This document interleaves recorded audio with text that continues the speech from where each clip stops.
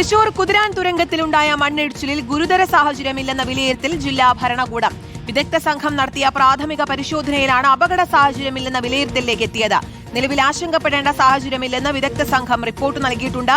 മറ്റന്നാൾ geological survey of ഇന്ത്യയുടെ വിദഗ്ധ സംഘം സ്ഥലം സന്ദർശിച്ച് പരിശോധന നടത്തും. സജോ ദേവസ്യയുണ്ട് വിശദാംശങ്ങളുമായി. സജോ, ഇന്നലെ ചെറുതായി ഒരു ആശങ്കപ്പെടുത്തുന്ന സാഹചര്യം ഉണ്ടായിരുന്നു, പക്ഷേ ഗുരുതര സാഹചര്യമില്ലെന്ന റിപ്പോർട്ട് വിലയിരുത്തൽ ആശ്വാസകരമാണ്. എന്തൊക്കെയാണ് കൂടുതൽ വിശദാംശങ്ങൾ? കൂടുതൽ പരിശോധനകൾ എപ്പോഴാണ്?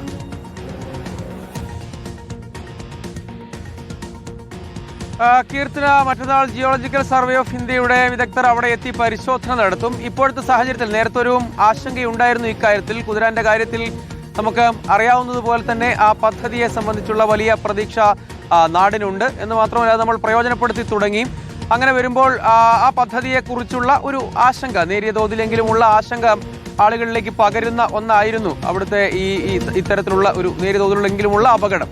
അപ്പോൾ ഇപ്പോൾ വിദഗ്ധർ പരിശോധിച്ച് പറയുന്നത് എന്തെങ്കിലും ഒരു ആശങ്കയ്ക്ക് അടിസ്ഥാനമില്ല. തുരങ്കത്തെ പ്രതിസന്ധിയിലാക്കുന്ന എന്തെങ്കിലും ഒരു പ്രശ്നം അവിടെയില്ല. അതുകൊണ്ട് അത്തരം ആശങ്കയൊന്നും വേണ്ട. സാധാരണഗതിയിലുള്ള ഒരു കാര്യമാണ് സംഭവിച്ചിരിക്കുന്നത്. അതിനപ്പുറത്തേക്ക് എന്തെങ്കിലും ഒരു ആശങ്കയ്ക്ക് അടിസ്ഥാനമില്ല എന്നതാണ് ഇപ്പോഴത്തെ, അതായത് അവിടെ തന്നെ നടത്തിയ പരിശോധനയുടെയും വിലയിരുത്തലുകളുടെയും അടിസ്ഥാനത്തിലാണ് ഇങ്ങനൊരു നിഗമനം പങ്കുവയ്ക്കുന്നത്.